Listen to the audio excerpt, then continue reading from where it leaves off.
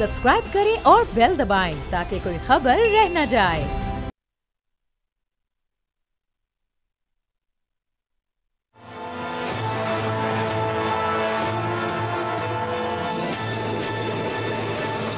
अस्सलाम वालेकुम, मैं बाब जहांगीर, आप देख रहे हैं प्रोग्राम तज्जिया। और आज पेशावर हाई कोर्ट की जानिब से सुन्नी इत्तेहाद काउंसिल की दरखास्तों को निपटा दिया गया, जिसमें सुन्नी इत्तेहाद काउंसिल ने इलेक्शन कमीशन के फैसले को चैलेंज किया था, जिसमें वो अपनी मखसूस नशस्तें वापस चाहते थे। इलेक्शन कमीशन की जानिब से उन्हें इन नशस्तों से महरूम किया गया था और आज इन दरखास्तों को भी निपटा दिया गया। अली जफ़र साहब जो कि सुन्नी इत्तेहाद काउंसिल के वकील थे, वो पेश हुए और उन्होंने आज अपने जो इख्तितामी दलाइल थे उसमें बताया। एक तो उन्होंने कल पेश ना होने पर माजरत भी की और ये भी बताया कि किस तरह पेशावर हाई कोर्ट ने बल्ले का निशान एक तारीखी फैसले के जरिए वापस किया था पाकिस्तान तहरीक इंसाफ को, लेकिन फिर मामला सुप्रीम कोर्ट में गया और फिर इलेक्शन कमीशन के हक में एक बार फिर फैसला आया और पाकिस्तान तहरीक इंसाफ बिल्कुल इलेक्शन से पहले इख्तितामी लम्हात में अपने इंतखाबी निशान से महरूम हो गई और फिर इस वजह से आज़ाद हैसियत में इलेक्शन लड़ने के बाद सुन्नी इत्तेहाद काउंसिल को उनकी जानिब से ज्वाइन किया गया। अब ये भी सवाल उठाया गया बैरिस्टर अली जफ़र साहब की जानिब से कि जो पॉलिटिकल पार्टी और पार्लिमानी पार्टी का जो फ़र्क है वो परवेज़ इलाही साहब के केस में बिल्कुल वाज़ेह है और वहाँ से वो हवाला भी लिया जा सकता है। लेकिन बहरहाल तमाम जब ये गुफ्तगू शनीद मुकम्मल हुई, तमाम मकालमा वहाँ पर मुकम्मल हुआ, दलाइल ख़त्म हुए, तो उसके बाद फिर सुन्नी इत्तेहाद काउंसिल के ख़िलाफ़ ये फैसला आया। और फिर एक और अहम डेवलपमेंट जो कि अली अमीन गंडापुर साहब की मुलाकात हुई वज़ीर आज़म शहबाज शरीफ से और उस मुलाकात को गुज़िश्ता रोज़ बड़ा मुस्बत कहा गया और ये कहा गया अली अमीन गंडापुर की जानिब से कि अब बेहतर अंदाज में पेशरफ्त होगी आगे और तमाम एक पॉजिटिव नोट पर यह बातचीत हुई है। जो उनके डिमांड्स हैं, जो उनके मुतालबात थे अपने सूबे के हवाले से, वो उस पर बेहतरी की उम्मीद दिलाई है शहबाज शरीफ साहब ने। तो इन पूरी सूरत हाल पर हम गुफ्तगू करेंगे। मेहमानों का आपसे तारुफ करवाते हैं। कामरान मुर्तज़ा साहब जमीयत उलमा इस्लाम फजल रहमान के सीनियर रहनुमा हमारे साथ मौजूद हैं और साथ साथ सिप्तान खान साहब भी पाकिस्तान तहरीक इंसाफ सुन्नी इत्तेहाद काउंसिल के सीनियर रहनुमा हमें ज्वाइन कर चुके हैं। कामरान साहब, ये आज जो समाअत हुई उसमें बैरिस्टर अली जफ़र साहब भी पेश हुए और बड़े उन्होंने माजी के कुछ केसेस के हवाले भी दिए, मुकम्मल उन्होंने कोशिश की कि किसी तरह फैसला उनके हक में आए, लेकिन ज़ाहिर इन दरखास्तों को निपटा दिया गया। कानूनी तौर पर ये ज़ाहिर अब ये तमाम नशस्तें दूसरी जमातों को मिलेंगी, इस फैसले पर क्या राय है आपकी? कामरान साहब को हम रिकनेक्ट करते हैं, फिर उनसे गुफ्तगू करेंगे। सिप्तान खान साहब, जाहिर है कि अब ये आपकी जो जमात है वो अब अच्छी खासी नशस्तों से महरूम हो गई है और इससे आपकी एक जो अददी हैसियत है उस पर भी एक बड़ा फ़र्क पड़ेगा। सेनेट इंतखाबात में इसका बड़ा नुकसान होगा आपको। तो अब जो नशस्तें आपके पास मौजूद हैं, अब ज़ाहिर है उन्हीं से आपको फ़िलहाल काम चलाना होगा और आपके 6-7 सेनेटर्स अब कम मुंतखब होंगे। किस तरफ जाते देख रहे हैं हालात को? बिस्मिल्लाहिर्रहमानिर्रहीम। मैं हालात को सबसे स्टार्ट तो लूँगा कि देखें, ये इलेक्शन अनाउंस जब हुए तो तब से स्पेसिफिकली एक पॉलिटिकल पार्टी के साथ जो सलूक हो रहा है वो आपको भी नज़र आ रहा है। पहले जिस तरह हमारे इलेक्शन को कहा गया कि ये इलेक्शन ठीक नहीं चले, ऑनरेबल सुप्रीम कोर्ट का डिसीजन था, हमने उसको बिस्मिल्लाह करके दिल से कबूल किया। उसके बाद बैट चला गया, चले फिर भी ठीक हो गया, इंडिपेंडेंट निशानात मिल गए, ये भी ठीक किया। आपको इस इलेक्शन में नज़र आ रहा था कि जैसे रिंग में 2 बॉक्सर्स उतरते हैं, एक की टांग भी बांध दें, बाजू का बांध दें, दूसरे को फ्री हैंड दे दें और उनको कहें कि चलो जी बच्चों बॉक्सिंग करो। अच्छा, इन हालात से भी निकल आए। अब जब आप इंडिपेंडेंट्स, मेरा ख्याल है दैट वाज आर्टिकल 106, उसमें constitution of Islamic Republic of Pakistan में बड़ा क्लियरली लिखा हुआ है 106 में कि जब आप इंडिपेंडेंट्स का एक ग्रुप, जब एक पॉलिटिकल पार्टी में आप शामिल हो जाएंगे तो फिर इलेक्शन कमीशन जो है वो उनको नशिस्तें देंगे। वो पॉलिटिकल पार्टी में शामिल हो गए सुन्नी इत्तेहाद काउंसिल में, उन्होंने उसकी ओनरशिप भी ले ली, जो साहबजादा फजल करीम साहब हैं फ्रॉम फैसलाबाद। अब ये एक रफड़ आ गया कि जी अब फिर सीट्स नहीं मिल रही।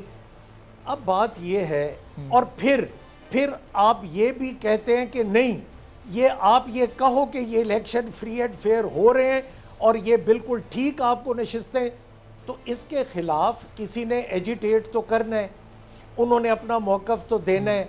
तो फिर मतलब फिर आप ये चाहें कि पॉलिटिकल स्टेबिलिटी भी हो, बोले भी कोई ना, मतलब ये इतनी सारी चीज़ों को जब आप मिंगल अप करेंगे तो फिर एहतजाज भी ना किया जाए। एहतजाज किया जाएगा, ये जो कल परसों वाला एहतजाज हुआ संडे वाला, उसमें आपने देखा कि कोई एक पत्ता तक नहीं टूटा, किसी जगह पे नुकसान नहीं हुआ। फिर as a gesture of goodwill जो चीफ मिनिस्टर केपी हैं, अमीन गंडापुर साहब, वो जाके प्राइम मिनिस्टर को मिल भी आए। It was a gesture of goodwill कि जनाब हमारे ये प्रॉब्लम्स हैं, आप प्राइम मिनिस्टर हैं, तो अब आप भी एक पॉलिटिकल पार्टी के प्राइम मिनिस्टर ना रह गए, आप पूरे पाकिस्तान के प्राइम मिनिस्टर हैं जिसमें बहुत सारी पार्टीज़ शामिल हैं, तो हमारे भी ये ग्रीवियंसेस हैं तो इनको भी सॉल्व करें। उसका पता नहीं क्या रिजल्ट निकलता है। तो अच्छा 6-7 सीट्स अब जो थोड़ी हो गई, और जो 6-7 सीट्स पीटीआई की या सुन्नी इत्तेहाद काउंसिल की बैक्ड बाय पीटीआई के जो मेंबर्स थे उनकी कम हो गई। तो लेकिन अब पीटीआई ऑब्वियसली आज पेशावर हाई कोर्ट का डिसीजन भी आ गया तो इसके अगेंस्ट सुप्रीम कोर्ट में तो जाएंगे। अब लेट्स सी व्हाट हैपन्स और सुप्रीम कोर्ट क्या फैसला करते हैं, ये तो अब वक्त बताएगा। ठीक है। अब सप्तान साहब, पहले तो जाहिर है कि इलेक्शन कमीशन पर आप लोग इल्ज़ामात लगा रहे थे कि वो हुकूमत की बी टीम के तौर पर एक काम कर रहा है और वो जाहिर है उनके फैसलों पर आपको तहफ़्फ़ुज़ात थे, लेकिन अब तो मामला चूंकि अदालत से आया है, अब आप खुद कह रहे हैं कि सुप्रीम कोर्ट जाएंगे। ठीक है, अच्छी बात है। जो माजी की रमेश कुमार साहब भी हमें ज्वाइन कर चुके हैं, पाकिस्तान पीपल्स पार्टी के सीनियर रहनुमा है। तो कामरान मुर्तज़ा साहब, ये इस फैसले पर ज़ाहिर है आप भी मुख्तलिफ वक्तों पर अदालत में पेश होते रहे, बात करते रहे। अब जो माजी का हवाला दिया है परवेज़ इलाही केस का, पॉलिटिकल पार्टी और पार्लिमानी पार्टी का जो फ़र्क अली ज़फ़र साहब अदालत में समझाना चाह रहे थे, तो वो वहाँ समझाने में शायद कामयाब नहीं हो सके, कन्विंस करने में कामयाब नहीं हो सके। वो असल में होता क्या है? क्या एक पॉलिटिकल पार्टी को भी अगर आप आज़ाद उम्मीदवार मुंतखब करते हैं और उसमें शामिल होते हैं तो उन्हें फिर ये मखसूस नशिस्तें नहीं मिल सकती? देखिए, ये बात तो एडमिटेड है कि जो उनको उस जो वो कैंडिडेट जो आज़ाद है उनके हवाले से भले वो मेजॉरिटी हो, उसको नशिस्तें नहीं मिलेंगी। तो इस बात को इन्होंने तस्लीम करते हुए एक पॉलिटिकल पार्टी को ज्वाइन किया, मगर जीरो ने ज्वाइन किया एक और दूसरे जीरो को, तो इक्वल टू फिर जीरो हो जाएगा, क्योंकि उसने भी इलेक्शन में अपना कोई कैंडिडेट नहीं दिया था। होता है जो कंटेस्ट कर रही होती हैं पार्टियां। फर्ज कर लीजिए कि आप जो है इस्लामाबाद में बहुत मकबूल हैं, आपकी पार्टी बहुत मकबूल है, मगर आप जो है ना पेपर फाइल नहीं करते, और मैं जो है बिल्कुल मेरा अपना वोट भी नहीं है, सिर्फ मेरे पास प्रपोजर और सेकेंडर है। 2 लोग जिनको मैं जानता हूँ, भले वो मेरे घर के लोग हैं, और वो मुझे प्रपोज और सेकेंड कर देते हैं। तो आप पेपर फाइल नहीं करते और मैं पेपर फाइल कर देता हूँ, वो कट ऑफ डेट गुजर जाती है, तो नतीजा क्या होगा? मैं अनअपोज हो जाऊंगा जी। तो यही नतीजा हुआ है। ये अपनी गलतियों का मलबा जो है वो तारीखी फैसलों के नीचे छुपाना चाहते हैं। किसी को जब उस अदालत में पेश होते हैं और उसको कहते हैं कि जी वो आपका वो फलां तारीखी फैसला, मगर ये साथ नहीं बताते कि वो तारीखी फैसला सेटिसाइड हो गया था। तो अब जाके जब सुप्रीम कोर्ट में जाएंगे तो वो क्या कहेंगे कि आपका कौन सा तारीखी फैसला? वो तारीखी फैसला जिसमें वो पेशावर हाई कोर्ट का पुराना फैसला सेटिसाइड हो गया था, तो फिर उसके मुताबिक तो ये फिर ठीक है बात।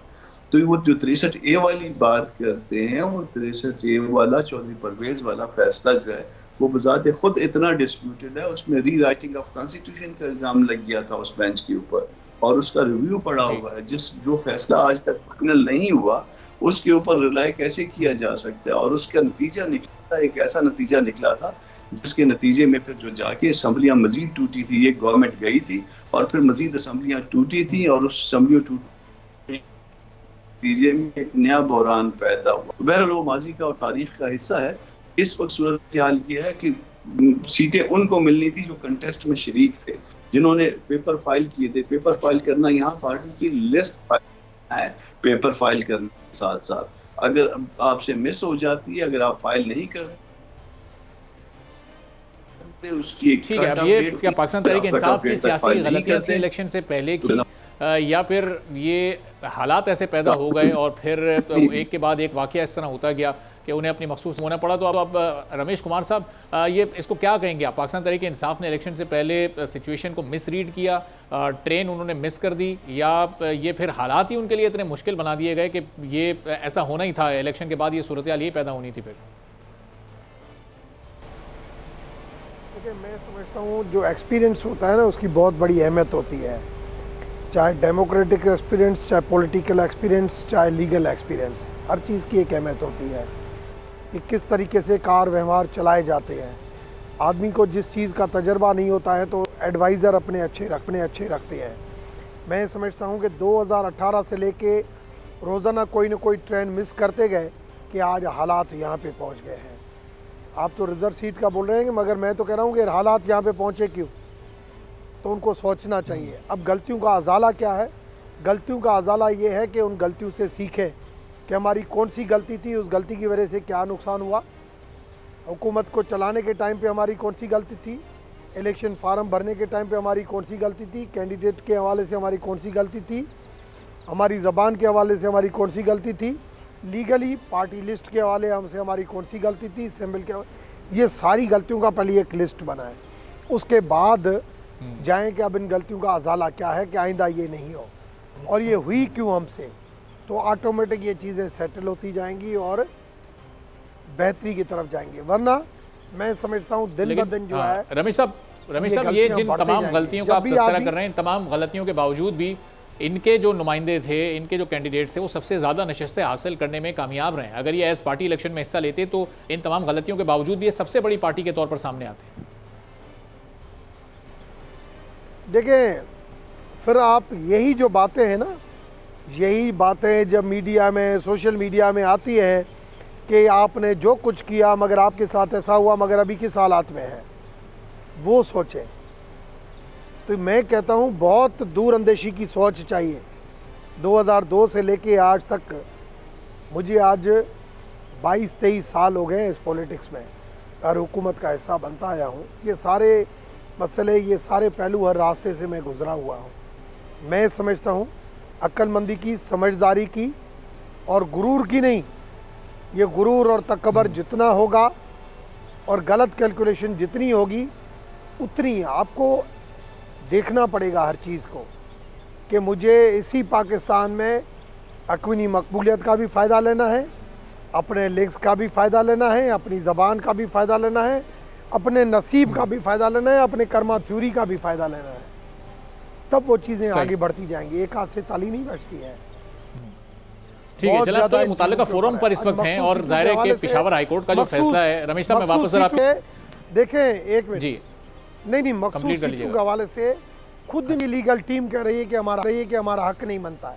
जब भी अकेले में मिलते हैं, बैठते हैं, हमें खुद सारे मुबारकबाद दे रहे हैं कि यार हमें पता है ये नहीं बनना है हमारा। तो ये बातें उनको सबको पता है कि ठीक है, तो इसका मतलब कि ज़ाहिर लीगल टीम को अंदाजा है कि अदालत से होना है और वो एक अदालत से आ भी चुका है। अब सुप्रीम कोर्ट ही जाने का इरादा रखते हैं। तो सिप्तैन साहब, सुप्रीम कोर्ट से आप जब बल्ले का निशान वहाँ से रिटर्न हो गया, रिवर्स हो गया था, इलेक्शन कमीशन के हक में फैसला आ गया, अब आप मखसूस नशस्तों के लिए जा रहे हैं, तो कुछ ज़्यादा उम्मीदें ना ही लगाई जाएँ। ज़ाहिर पेशावर हाई कोर्ट से ये फैसला आपके हक में नहीं आया, तो मुमकिन तौर पर सुप्रीम कोर्ट में भी मुश्किलात आपको हो सकती हैं। मैं थोड़ा सा, मुर्तज़ा साहब अभी एक बात फरमा रहे थे कि जब पंजाब असम्बली में पार्लियामेंट्री फ़ैसले वाली बात हुई थी चौधरी शुजात साहब और चौधरी परवेज़ इलाही साहब वाली, तो उसमें तो ये अदालत ने डिटर्मिन कर दिया कि चौधरी परवेज़ इलाही का decision was correct because he was then parliamentary leader. तो ये पार्लियामेंट्री लीडर का फैसला होता है और उसके बाद वो 20 हलकों में इलेक्शन हुए, उसके बाद बहरान आया ना आया, चौधरी परवेज़ इलाही ने वोट ऑफ कॉन्फिडेंस ले लिया, चीफ मिनिस्टर बन गए, और ये भी अकॉर्डिंग टू कॉन्स्टिट्यूशन के हिसाब से तो उन्होंने ठीक असेंबली डिसॉल्व की, उनके पास मेजॉरिटी थी, उन्होंने वोट ऑफ कॉन्फिडेंस पहले ले के 186 मेंबर्स को पूरा करके उसके बाद उनका अपना डिसीजन था कि असेंबली साल पहले या 8 महीने या 6 महीने पहले डिसॉल्व कर दें। बट वो एक लिटिगेशन चल पड़ी, वो एक गलत तरीके में एंगल चला गया, तो पॉलिटिकली आईनी तौर पे उन्होंने वो ठीक काम किया था। मेरा बात करने का ये मतलब है। अब आ जाए जी, रमेश कुमार साहब जो फरमा रहे थे कि पॉपुलर या, लेकिन सप्तान साहब वो सियासी गलती जरूर थी आप लोगों की, बाद में पार्टी में मुख्तलिफ लेवल पर ये एक्सेप्ट भी किया गया कि वो एक सियासी गलती हुई केपी और पंजाब की असेंबली तोड़कर हमसे। चलें डिसॉल्व करने में सियासी गलती हुई, बट वो आईनी गलती नहीं थी। बात हो रही है कि ये आपका कॉन्स्टिट्यूशनली डिसीजन ठीक था या पॉलिटिकली ठीक था।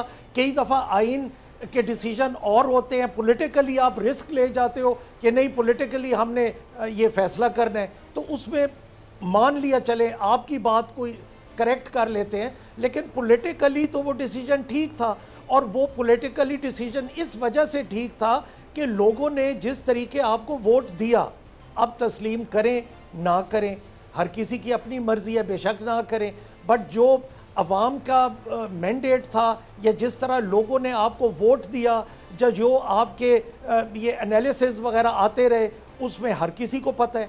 अब नहीं बोलते। रमेश साहब ये तकब्बर गरूर की बात कर रहे थे, अल्लाह माफ़ी दे, तकब्बर गरूर कोई भी नहीं करता, बट हर बंदा, हर पॉलिटिकल पार्टी वो पॉपुलर डिसीजन लेना चाहती है जो अवाम को अट्रैक्ट करे, और ये पॉलिटिकल पार्टी का राइट होता है कि वो अवाम को अट्रैक्ट करे। और अवाम ने उस में जिस तरह रिटेलिएट किया या जो अवाम ने फैसला किया वो आपको नज़र आ गया कि इतना दरबदरी वाले इलेक्शन में भी आपको जितने वोट मिल गए वो आपके सामने है। अब तो माशाल्लाह वकला हजरात बहुत ज़्यादा असेंबलियों में भी आ गए, सेनेट में भी आ रहे हैं। तो अब ये कानूनी जंगें चलती रहेंगी, और ये एक पॉलिटिकल पार्टी का राइट है कि वो पेशावर हाई कोर्ट के फैसले के बाद सुप्रीम कोर्ट में जाएं। सुप्रीम कोर्ट का जो भी डिसीजन आएगा उसके बाद हर कोई सुकून कर जाएगा, बट राइट तो है ना, they should avail and they will avail. बिल्कुल, अपने उस राइट को ऑनरेबल सुप्रीम कोर्ट की मर्जी है, वो जो फैसला भी दे दें।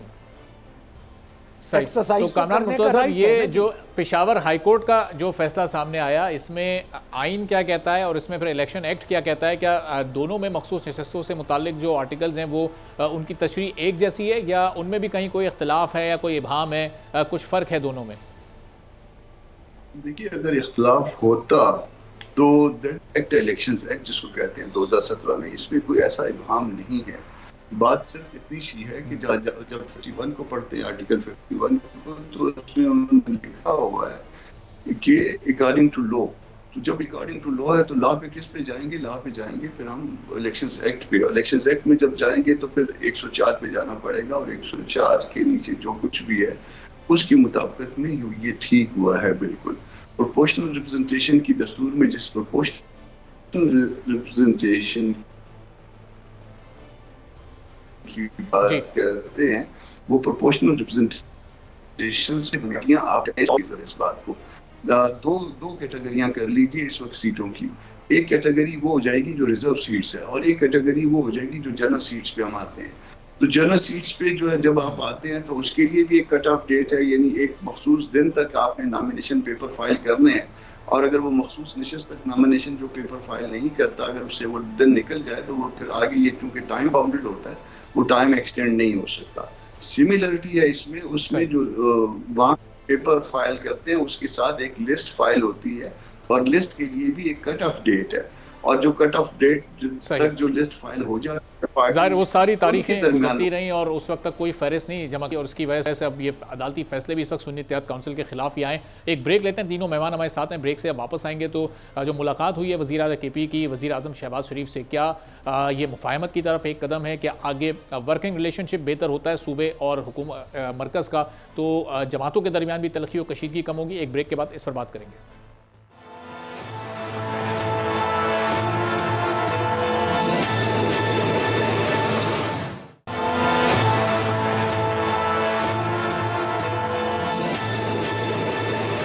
एक बार फिर आपको प्रोग्राम में खुशामदीद कहेंगे। गुज़िश्ता रोज़ वज़ीर आला KP अली अमीन गंडापुर की मुलाकात हुई वज़ीर आज़म शहबाज शरीफ से, और उन्होंने अपने तमाम मुतालबात जो कि माली वसाइल से मुताल्लिक थे सूबे के, उनको सामने रखा। और जब उस मुलाकात के बाद प्रेस कॉन्फ्रेंस की गई एहसन इकबाल के साथ, अली अमीन गंडापुर साहब ने जब बात की मीडिया से, तो उन्होंने बताया कि बड़ी मुस्बत मुलाकात रही है और वज़ीर आज़म ने भरपूर ताउन का भी यकीन दिलाया है। तो अब सूबे के और मरकज़ के मामलात अगर बेहतर होते हैं और वर्किंग रिलेशनशिप बेहतर होती है, तो जो इस वक्त सियासी जमातों के दरमियान एक खलीज हाइल है, जो इस वक्त कशीदगी है, जो इस वक्त तलखी है, जो कि हर गुजरते दिन के साथ बढ़ रही है, क्या इस तरह की मुलाकातों से और ये मामलात बेहतर होने से उसमें कोई बेहतरी आ सकती है या नहीं आ सकती? इस पर हम गुफ्तगू करते हैं। रमेश कुमार साहब, ज़ाहिर है आसिफ अली जरदारी साहब जब सदर बने तो एक उनका अपना तर्ज सियासत है, मुफाहमत की वो हमेशा बात भी करते हैं और सबको साथ लेकर भी उन्होंने चलने की बात की। तो ये जो मुलाकात हुई है, इस तरह की मुलाकातें अगर आमतौर पर होती रहें और हम देखें कि एक सूबे और मरकज़ में कोई डेडलॉक ना हो बल्कि एक अच्छा वर्किंग रिलेशनशिप हो, तो जो इस वक्त सियासी फ़ज़ा इस वक्त हमारी एक तलखी का शिकार है, क्या इसमें भी कोई बेहतरी आप आते मुस्तकबिल में देख रहे हैं? देखिए, मैं समझता हूं कि कल जो MNAs यहाँ पे बैठे हैं, हमने इनको भी समझाया, सीनियर लोगों को मैंने बात की, साईं खुर्शीद शाह ने बात की कि पार्लियामेंट्री प्रैक्टिस क्या है, पाकिस्तान के माजी के एक्सपीरियंस को देखते हुए आपको कैसे आगे बढ़ना चाहिए। और जो कल जो शुरुआत अमीन गंडापुर साहब ने जो की है वो कल लाए हैं और मुस्बत तरीके से उसका स्टाइल था बात करने का, सामने उसको रेस्पॉन्स भी मुस्बत मिला। अब अगर चीफ सेक्रेटरी की बात करेगा एक कोऑर्डिनेशन के हवाले से चीफ मिनिस्टर का हक है, वो 3 नाम भेजेगा। 3 नाम जब यहाँ पे आएंगे तो प्राइम मिनिस्टर उन 3 में से एक को करेगा। एक कोऑर्डिनेशन से आगे काम बढ़ेगा। फाइनेंशियल इश्यूज, टैक्स रेवेन्यू, सारी कलेक्शन फेडरल गवर्नमेंट के पास होती है, जो शेयर उनका बनता है वो उनको मिलना चाहिए। कोई ऐसे नहीं हो सकता कि प्राइम मिनिस्टर की नज़र में केपी के एक आंख नहीं हो और दोनों आंखें जो है वो पेशावर वो पंजाब हो, ऐसे नहीं होगा। प्राइम मिनिस्टर के लिए जितना पेशावर केपी के होगा उतना ही सिंध होगा, उतना ही पंजाब होगा, और इसी तरीके से जो है उनको आगे बढ़ना पड़ेगा। मगर उसके लिए ज़रूरी ये है कि चीफ मिनिस्टर का रवैया बेहतर हो, और चीफ मिनिस्टर ने कल अच्छी रवायत की है, और ये इसी तरीके से अगर चले तो मैं समझता हूँ कि एक पॉजिटिव थिंकिंग जो है दोनों के बीच में आएगी और कोऑर्डिनेशन बढ़ेगी, और उसके थ्रू आपके हालात जो है वो मैं समझता हूँ बहुत ज़्यादा बेहतर तरीके से आगे जाएंगे।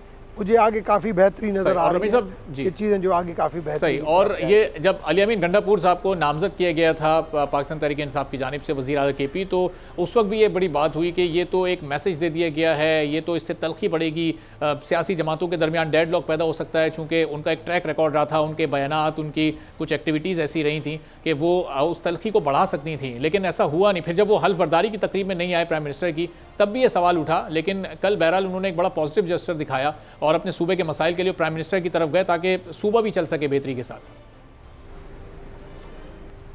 देखें, जब वो अपने मनसब के ऊपर जब बैठा तो उसको ब्यूरोक्रेसी की तरफ से एक ब्रीफिंग दी गई, लीगल टीम की वजह से ब्रीफिंग दी गई कि चीफ मिनिस्टर क्या कर सकता है, प्राइम मिनिस्टर क्या कर सकता है, और कैसे आपकी कोऑर्डिनेशन और हालात कैसे बेहतर हो सकते हैं, सूबे का फ़ायदा किस में होगा और आपकी वर्किंग किस तरीके से होगी।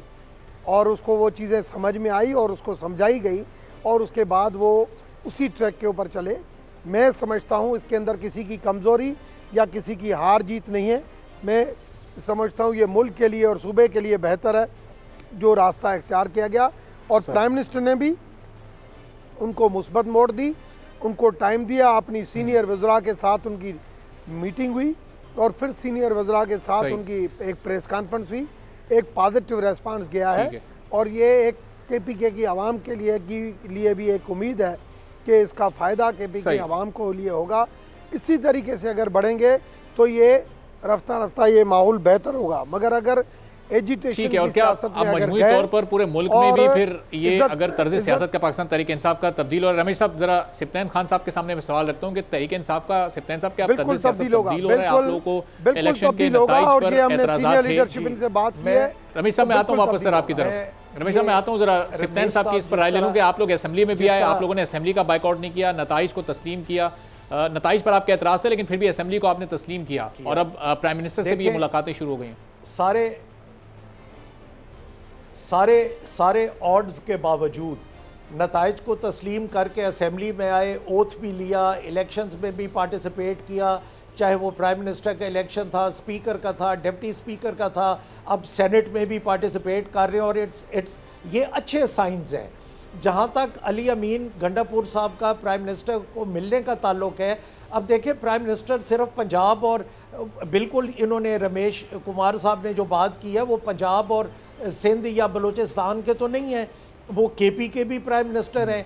तो अगर चीफ मिनिस्टर केपी आके प्राइम मिनिस्टर को मिले, उन्होंने अपनी प्रॉब्लम्स प्राइम मिनिस्टर को कन्वे की, तो वो चीफ मिनिस्टर की पर्सनल प्रॉब्लम्स नहीं थी बल्कि उनके सूबे की थी, और उस सूबे की प्रॉब्लम्स थी जहां उनको एक किस्म की एब्सोल्यूट मेजॉरिटी मिली, बहुत बड़ी मेजॉरिटी मिली। तो उन्होंने कहा, और शहबाज शरीफ साहब ने उनको यकीन दहानी कराई, और उसके बाद जिस तरह अमीर मुकाम खान और ये एहसन इकबाल साहब ने साथ खड़े होके चीफ मिनिस्टर केपी के साथ मतलब इकट्ठी प्रेस कॉन्फ्रेंस की, तो मेरा ख्याल है कि ये जेस्चर ऑफ गुडविल था। अब हम ये तवक्को कर रहे हैं कि जो उनकी आपस में अंडरस्टैंडिंग हुई है तो शहबाज शरीफ साहब इंशाअल्लाह वो पूरी करेंगे, और केपी को इस वजह से उनको महरूम नहीं बिल्कुल, वो किया कमिटमेंट जाएगा पूरी होती है तो ज़ाहिर एक वो रिलेशनशिप कायम हो जाएगा और हुकूमत के इनिशियल डेज हैं और इनिशियल डेज में अगर ये रिवायत पड़ जाती है तो बेहतरी के साथ ये हुकूमत आगे चल सकती है, सूबे की और मरकज़ की भी। तो कामरान साहब, मौलाना साहब की भी हम कुछ मुस्तकबिल में इस तरह की मुलाकातें देख सकते हैं, हुकूमत में कोई उनका रोल हो सकता है या फिर अपोजिशन ही करनी है, अब ये तय कर चुके हैं वो? देखिए, इस वक्त तो सिर्फ मौलाना साहब ने नहीं बल्कि पार्टी ने ये तय किया कि हम अपोजिशन में बैठेंगे और अपोजिशन में बैठ भी रहे हैं। अब मगर ये इसमें तारीख का भी हमने फैसला कर लिया है और तारीख ईद के बाद होगी, तो इसमें अभी तक तो कोई ऐसी तब्दीली नहीं है। हाँ, एक बात पे मुमकिन है ये तब्दीली, हम कहते हैं कि कुछ हल्के कुछ सर्टन परसेंटेज खोल दिए जाएं और वो हल्के अगर खुल जाते हैं और अगर उसके नतीजे में हमारी बात गलत हो जाती है, ये धांधली वाली मैंडेट वाली, तो देन जो है वो फिर हमारा कोई डिस्प्यूट बाकी नहीं रहेगा। हम इस बात पे एग्री कर जाएंगे कि हम गवर्नमेंट के साथ ताउन करें, मगर ये हल्के खोलना जो है वो जरूरी है, ये मैंडेट क्लियर करना पड़ेगा। और इसमें सिर्फ हम नहीं बात कर रहे बल्कि पार्टियां भी बात कर रही हैं। ठीक है, चलें, एक मुफाहिमाना माहौल इस वक्त बन रहा है, तमाम सियासी जमातों के अख्तिलाफ़ात जो उसूल पर मबनी हैं वो तो मौजूद हैं, लेकिन जो इलेक्शन के नताइज को लेकर है उस पर मामला आगे कैसे चलता है ये हमें आने वाले वक्त में देखना होगा। एक ब्रेक यहाँ पर ले रहे हैं। बहुत बहुत शुक्रिया कामरान मुर्तज़ा साहब, सिफ्तान खान साहब, रमेश कुमार साहब हमारे साथ मौजूद थे। ब्रेक के बाद जब वापस आएंगे तो IMF का वफ्द पाकिस्तान आ चुका है, वज़ीर ख़जाना से उनके मुज़ाकरात शुरू हो चुके हैं, कितनी अहमियत के हामिल हैं ये मुज़ाकरात और अगला प्रोग्राम पाकिस्तान के लिए कितना ज़रूरी है, इस पर बात होगी एक छोटे से ब्रेक के बाद।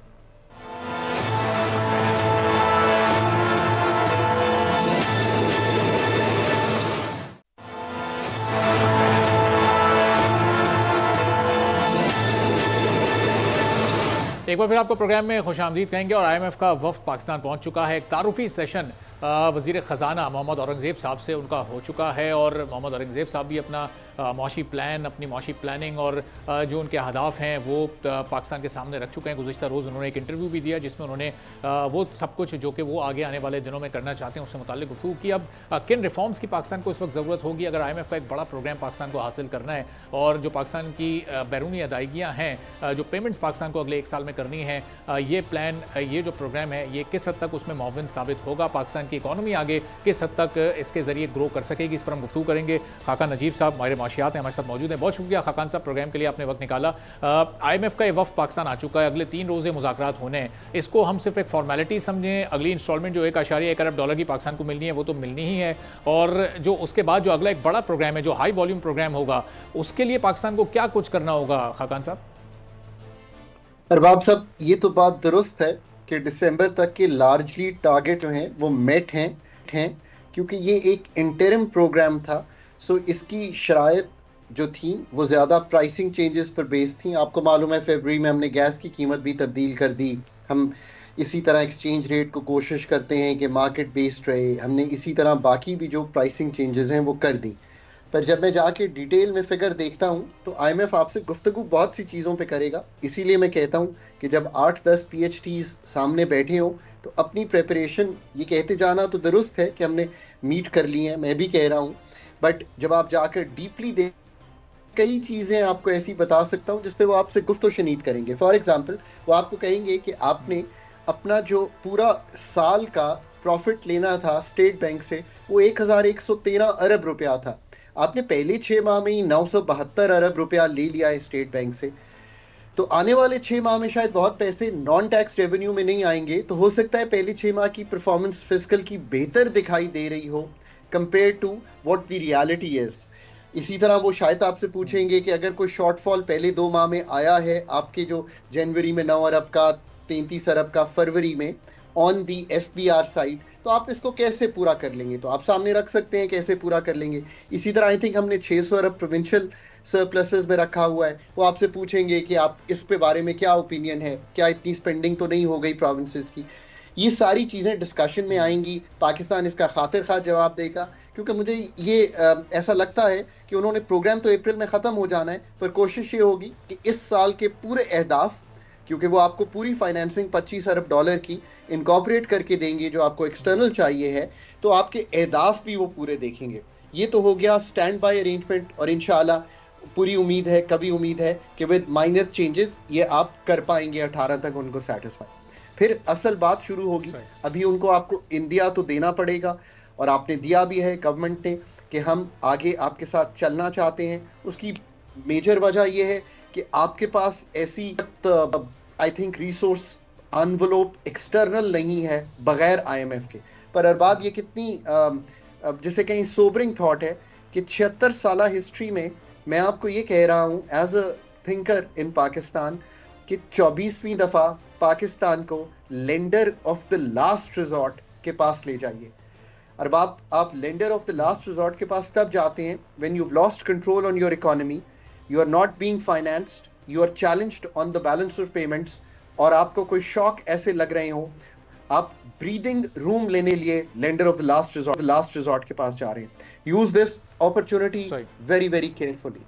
सो that is where Pakistan stands.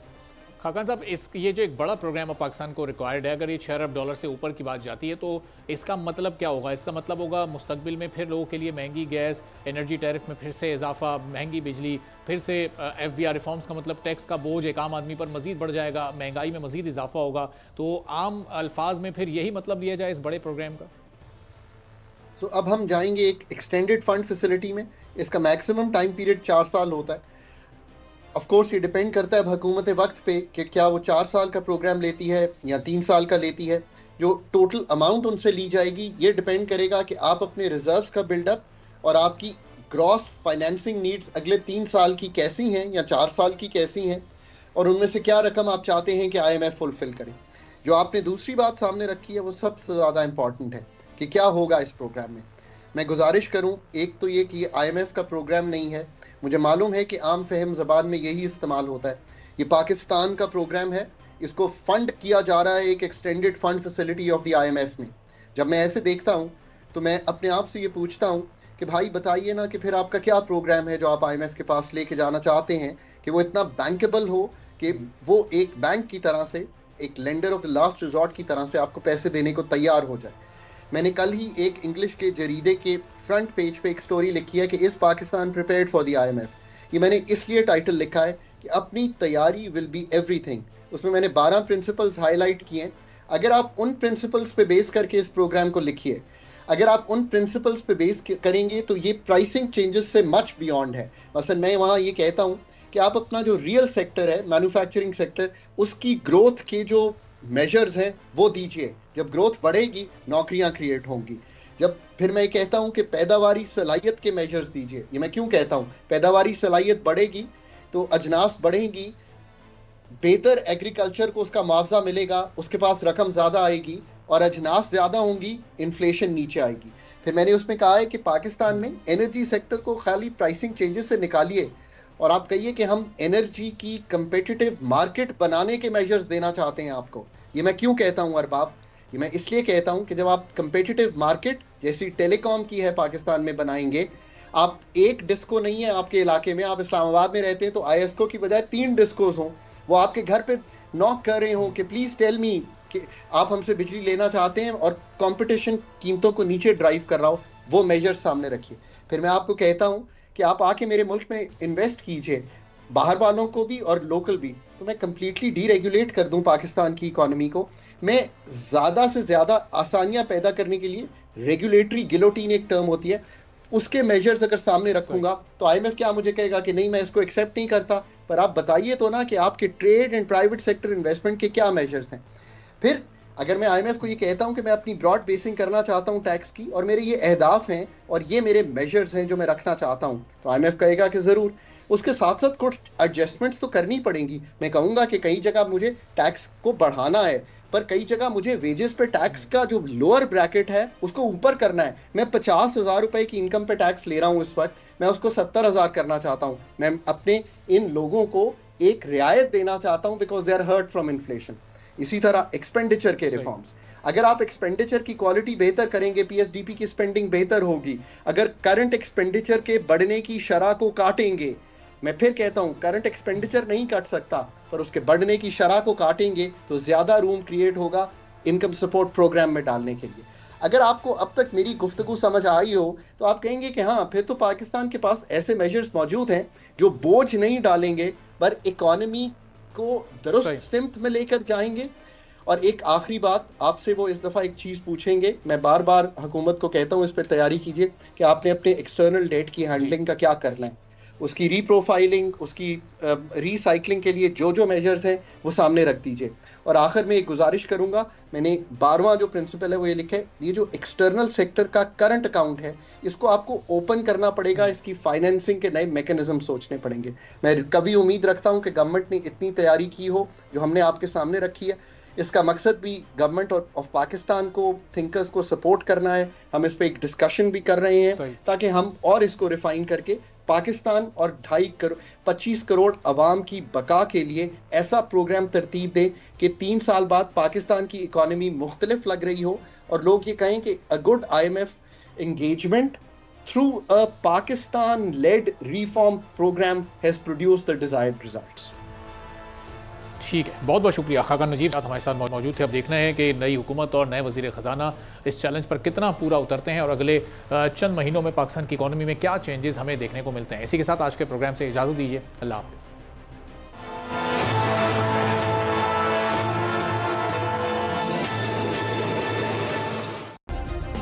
Subscribe करें और बेल दबाएं ताकि कोई खबर रह न जाए।